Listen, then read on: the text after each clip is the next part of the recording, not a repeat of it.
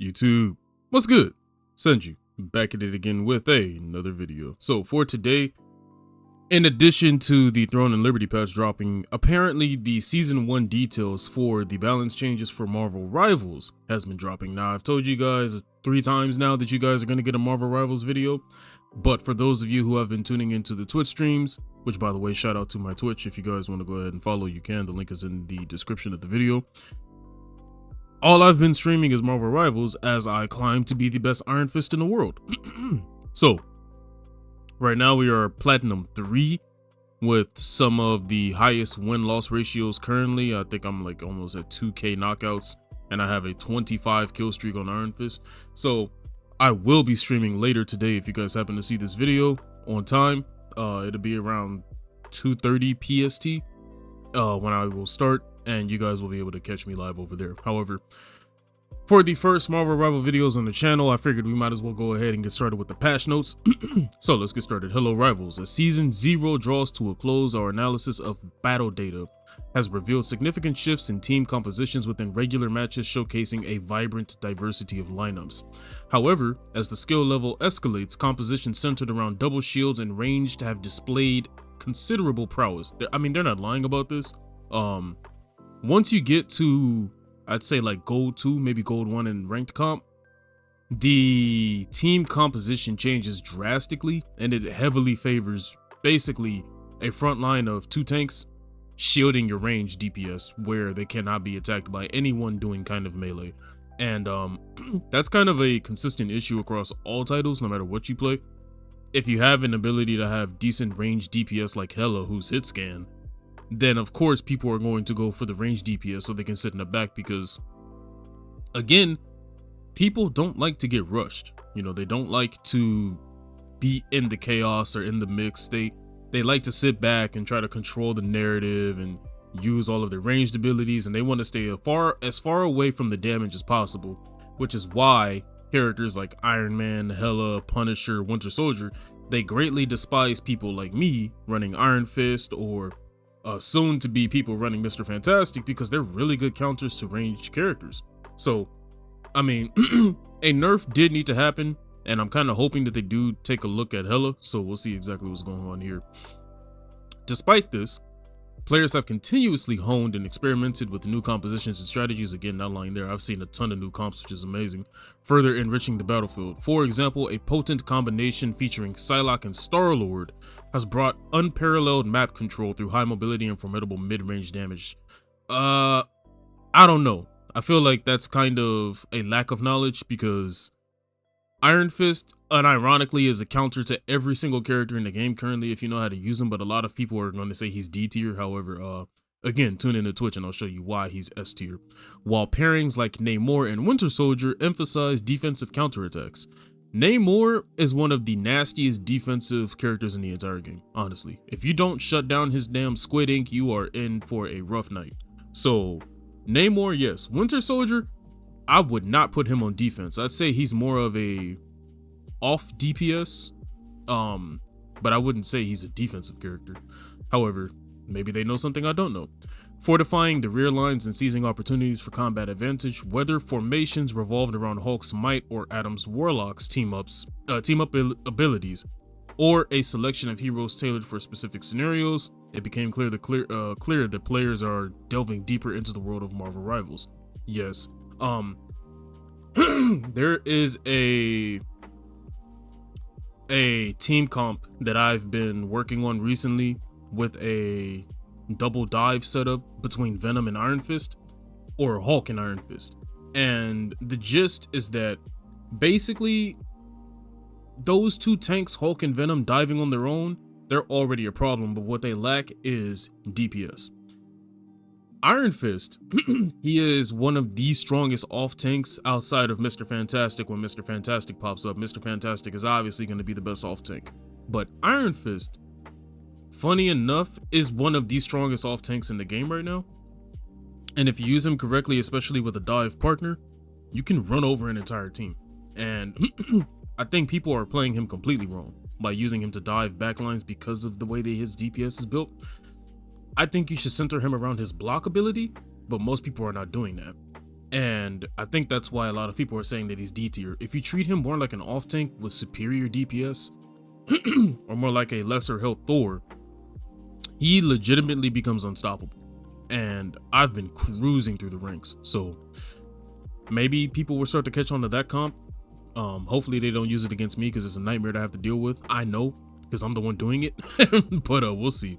Hence, in the first half of season 1, we are set to make balanced adjustments to certain heroes, enabling a broader roster to partake in more intricate gameplay, ensuring a richer, more engaging, and diverse gaming experience for all. At the same time, regarding season bonuses and team-ups, we'd like to clarify that given the brief duration of season 0, and everyone's recent acclimatization to Marvel Rivals, we will not make extensive changes to or adjustment team-up abilities in season 1. Instead, we will make minor adjustments to the existing team-up values. Fear not, we are planning exciting redesigns and adjustments to team-up abilities in season 2. Okay, that's cool. Below, we will provide a detailed introduction to the balance adjustments in the first half of season 1, suit up rivals, and prepare to ignite the battle. Okay, so it looks like we're going with tanks first. I know that they did say that Captain America and I believe Hulk were supposed to be getting some buffs, but I'm more interested in what's going on with Captain America, because outside of bonking somebody with a shield, he's absolutely useless in my opinion. So, Steve will receive some enhanced survivability, allowing more frequent entering and exiting of the combat. Reduce the delay for shield restoration after releasing Living Legend from 3 seconds to 2 seconds. Any cooldown reduction is welcome on his kit, honestly. Reduce Liberty Rush cooldown from 12 seconds to 10 seconds.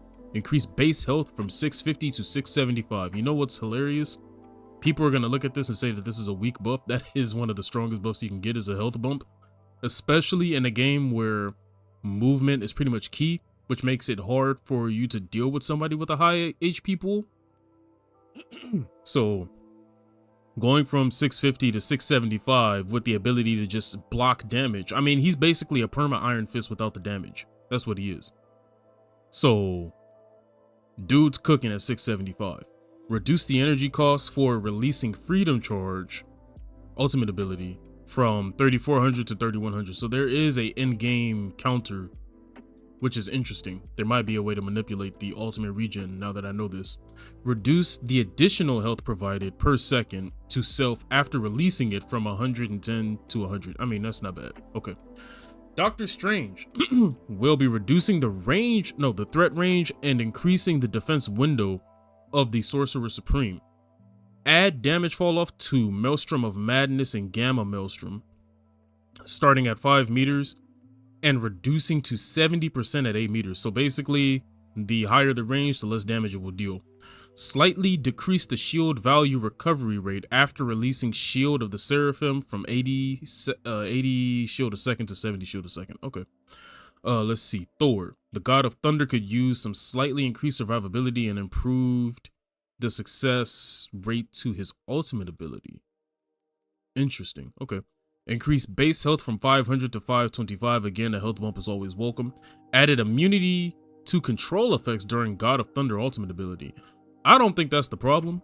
Honestly, I feel like the only problem is that you can't move quick enough to lock down targets. So, I know that if you combine him with like Groot or maybe Storm, you could really nuke a team with his ability. But that's not the problem. The problem is that on average, most people are not going to try to combo into Thor's ultimate. Because even with a Groot ultimate or, Storm's ultimate, you have to give up 2 ultimates to make his work. Because his doesn't move fast enough for you to lock down targets.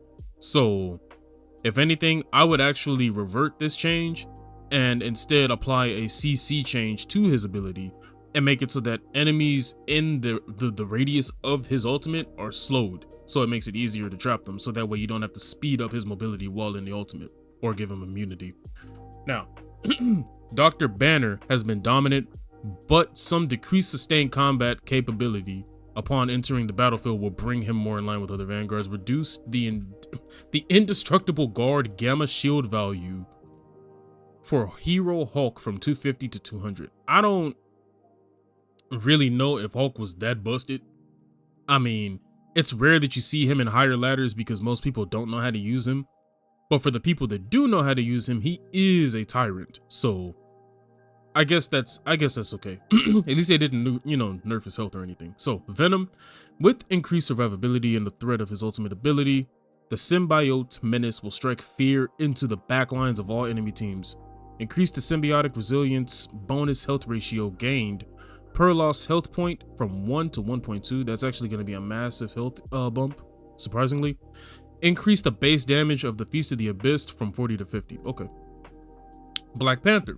We're slightly decreasing T'Challa's combat survivability. Reduce the additional health provided to self after refreshing vibranium marks with Spirit Rend from 40 to 30. And upper limit of additional health provided from 120 to 75. That's not the problem. The problem is that he has so many dashes that even as Iron Fist, if I parry the first two, he's still just dashing all over the place. Like, he is a nightmare to chase down. He doesn't hit hard enough against me as Iron Fist, but against other kinds of duelists, absolute nightmare. Because he has like 4 dashes in his kit. All he is a dash. That's it. He's just annoying to chase down. Which I guess that's his identity, but man, that is annoying. Black Widow. Natasha, I like how they keep using her names. Natasha was very much in need of optimization when evaluating the release experience of her abilities, as well as a slightly increase to the threat of her ultimate ability. Okay. Increase the range of the first effect of Edge Dancer from a 3-meter radius to a 5-meter radius. That's actually a big bump. Reduce the time required for Fleet Foot to recover from 0 stamina to full from 12 seconds to 4. So, wow, that is a massive buff. Golly. Okay, reduce the time required for Electro Pulse Plasma Explosion, her ultimate obviously, to reach maximum power from 1 second to 0.6 seconds. Okay.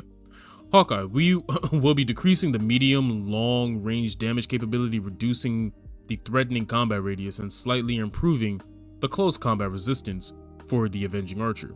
Slightly reduce the spread angle between every 2 blast arrows. Reduce the triggering distance of passive ability Archer's focus from 60 meters to 40 meters.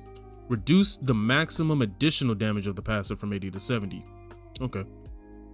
HELA. The Goddess of Death has been a menace and will slightly be decreasing her combat strength. Reduce base health from 275 to 250. You know what? I know a lot of people are going to be pissed off at this change because they're more of looking for a damage nerf. Keep in mind that the only reason she's hitting as hard as she is currently is because she's passively getting a 20% damage increase just for existing because of the team up bonuses for this season. Not to mention that a lot of people are still brand new to the game. They're understanding that HELA is hit scan, so there's little skill to playing her. She does have the strongest ultimate in the game by far outside of Iron Fist, in my opinion, and reducing her base health just makes her easier for me to kill.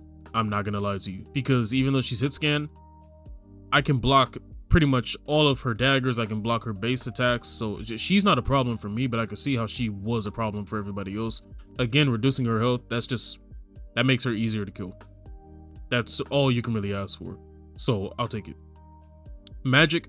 The Queen of Limbo needed an increase to her threat after unleashing her ultimate ability, so increase Umbral Incursion damage in Darkchild form from 115 to 135. Again, a damage increase, we'll take it. Moon Knight, the Hand of Khonshu will receive a slight increase to the threat of his ultimate ability. Increase the number of talons generated by Hand of Khonshu, his ultimate ability, from 10 to 14, and increase the explosion radius of each talon from 4 meters to 5 meters. Okay, Namor, we're optimizing the throwing feel of Namor's eggs. Adjust the throwing feel of Monstro Spawn and Frozen Spawn. Now, Namor can more accurately throw them to the desired location. I actually like this change, because there have been instances where I wanted to toss this at a wall, and that shit would land in the middle of the street.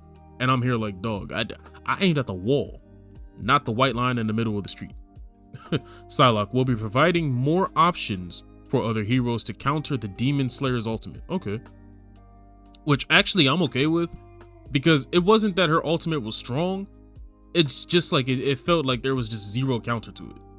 So now Dance of the Butterfly, her ultimate ability, will check for barriers including Magneto's Metal Bulwark and Hulk's Indestructible Guard, etc, etc. So it seems like Basically anything that counts as a shield or a reflective kind of barrier will be checked by her ultimate ability, so you will actually see reduced damage from her if you're using those abilities. But further testing will be required, as they did just apply etc. So there's a multitude of named abilities that her ultimate is now susceptible to, which is good. The Punisher, we're slightly increasing the damage capability of Frank's weapons. I don't know why on earth you would want to do that, but slightly reduce the spread of deliverance and adjudication. I have no idea why you would want to do that, but okay. Scarlet Witch, we're increasing Wanda's combat strength when she's facing duelists or strategists. What? Why? She's already annoying as is. Increase Chaos Control's fixed damage from 50 to 60. Reduce the percentage damage per second from 5% to 3%. Increase Chthonian Burst's projectile damage from 30 to 35. So that's her right click. I mean, I guess, but this right here is going to be so annoying right here. Anyway, Storm, now she needed a massive buff, so let's see what we got here. The Weather Witch needed an overall increase to her damage capability. We're also optimizing the feel of her left click projectile and the release experience of her ultimate ability. Okay. Increased Windblade projectile speed from 100 meters per second to 150 meters per second. That's a massive buff. My God, that's insane. And left click damage from 50 to 55, which is going to allow her to kill duelists and I believe 1 to 2 less hits, if my math is correct, depending on the duelist. Yeah, she's actually gonna hit like a truck, funny enough. Increase bolt rush damage from 70 to 80, and then after releasing Omega Hurricane, her ultimate ability, the bonus health provided for herself will be increased from 350 to 450. Good God almighty. Jesus. Moreover, following its conclusion, the extra health will no longer vanish instantly, but will instead diminish at a rate of 100 per second. So after she comes out of her ultimate, she has 4 seconds of additional health, decreasing at 100 health per second, if she doesn't take damage in her ultimate. She, funny enough, might become the best aerial control, because you get movement speed, you get damage increasing abilities through her. She has a giant CC through her ultimate. If she's paired up with Thor, she can chain lightning. And now her left click actually moves fast enough to chase down Iron Man. So yeah, she's going to be a threat. That's really good for Storm. Squirrel Girl, we're increasing the threat of Doreen and her furry friends and their ultimate ability. Addition of a new effect to the unbeatable squirrel tsunami, which is, you know, squirrel stampede. The squirrels will rush towards the nearest enemy after bouncing instead of bouncing randomly. That's actually a huge change, good God.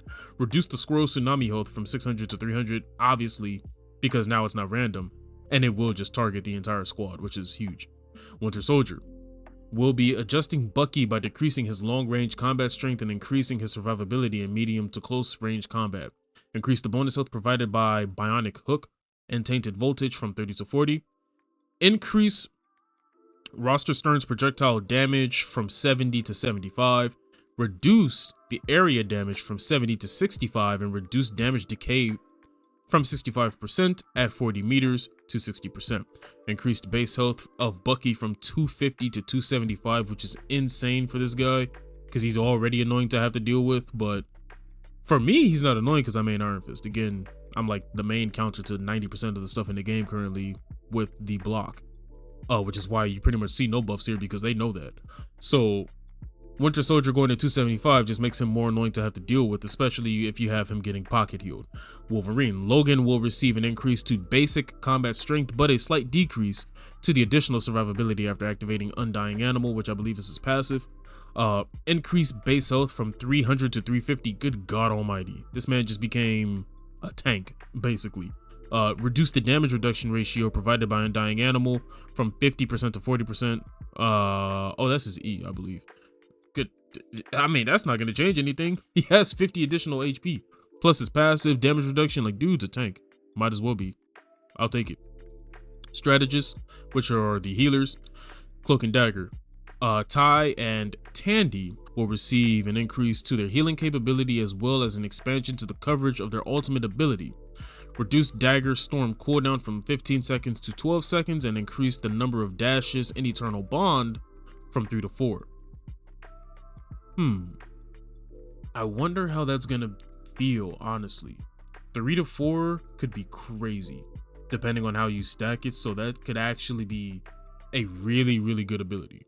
Okay, Jeff the Land Shark will be adjusting the range for his ultimate ability so it now better fits the warning marker. In addition, will also be increasing his healing capability. Funny enough, I don't think Jeff was actually bad. I think Jeff was really good if you knew how to use him. I just don't think he would have been your main healer because you had things like Luna Snow. Funny enough, I actually considered Cloak and Dagger a main healer for me because Cloak and Dagger is ranged, which is huge for your dive tanks and people like Iron Fist who are dive DPS. But the thing is, Cloak and Dagger, they just had a lot of inconsistencies with their kit, so I'm okay with that. Jeff, on the other hand, he could hit the entire squad and heal him in like 2 seconds, so I don't really see an issue with Jeff, but hey, the more buffs, the better, right? So, adjust its Jeff, the ultimate ability, range from a 10-meter radius sphere to a 10-meter radius with a 5-meter high cylindrical spell field. Okay, basically you can jump out of his ultimate now. Increase the healing of Joyful Splash from 140 to 150, making it a lot easier to heal tanks. Luna Snow, while we've enjoyed her dropping the base, we've made adjustments to Luna's ultimate ability to prevent players from abusing its healing capabilities. Increase the interval for switching between healing and damage in Fate of Both Worlds from 0.1 to 0.5. Mantis will be making Mantis a bit less fleet-footed, reducing her roaming support capability. So reduce Nature's Favor passive movement boost from 2.5 meters per second to 1. That is a massive movement speed nerf. Like, she's still going to be moving, but I mean, this is almost negligible compared to her previous iteration. Like, that is a massive nerf. Holy. Rocket Raccoon. Rocket could use an enhancement to his healing capability. Increase the healing of repair mode from 60 HP per second to 70 HP per second. I can't complain about that. Again, Rocket, even though Rocket is already good. Funny enough, I would have just increased the projectile speed on his minigun because it feels like it's just tedious to try to chase down targets. I honestly would have just done that and left it at that because Rocket was already good if you know how to use him. But hey, the more the better. I can't complain. Team up abilities, Hawkeye, Black Widow. To further tone down Hawkeye's oppression, we'll be reducing his seasonal buff, reducing Hawkeye's seasonal bonus from 20% to 15%. HELA, Thor, and Loki. Much like Hawkeye, HELA's overwhelming power will be receiving a slight reduction. Reduce HELA's season bonus from 20% to 15%. Luna, Snow, and Namor will be increasing the threat of Namor's Frozen Spawn. Increase Frozen Spawn damage from 25 to 27. Increase Frozen Spawn slowing effect applied to hit enemies from 25% to 30%, and increase the Berserk State Frozen Spawn damage from 16 to 18. Basically, the Ice Squid of the Deep will be hitting harder. I don't think I could complain about that because it's really good to have that when you have divers attacking your backline. Not only does it chill them and slow them, but it's going to deal a lot of chip damage, which you can then just right click with Namor and delete if it's a Spider-Man or an Iron Fist that happens to not be paying attention, or maybe a Black Panther, so that's really good. Rocket Raccoon, the Punisher, and Winter Soldier. One of Rocket's best tools will now be available more often. Reduce the cooldown of ammo invention from 45 seconds to 40 seconds. Again, can't complain about that, I'll take it. Scarlet Witch and Magneto. A bit underwhelming, the damage capability of this father-daughter team-up will be enhanced. Increase metallic fusion projectile damage from 55 to 60, and increase metallic fusion spell field damage from 30 to 35. That is a mouthful. Now, Thor, Storm, and Captain America will be enhancing the damage capability of Storm's side of this team-up ability, reducing the cooldown of Charge Gale from 20 seconds to 15 seconds, and increasing the damage of Charge Gale from 50 to 55. Honestly, a ton of well-deserved buffs and nerfs in here, and you know, this is one of the few cases where I look at patch notes for any game and I'm just like, I see no wrong. I really don't. I just see a bunch of W's here. Obviously, the team over at NetEase cares about Marvel Rivals and they really want to go ahead and do right by this. At least it looks like it so far. I can't complain. A lot of the buffs that I was hoping to see actually happened, especially with the buff to Venom and the buff to Captain America. So that's a huge W. The nerfs that I wanted to see to Hawkeye and HELA came in, although I don't think they will be as impactful as people think they will be, because you still want these characters to be slightly effective. For me, understanding how the HP pools work and how damage works, this is a massive increase to the quality of life of the game. I got no complaints here. Keep doing your thing, Netties, because y'all are cooking. Aside from that, if you guys enjoyed the video, make sure you leave a like and subscribe. This will not be the only Marvel Rivals video. You will start to see more content from Marvel Rivals pop up. So if you guys enjoy this, make sure again to leave a thumbs up so I know. And I'll catch you guys in the next one. Take it easy.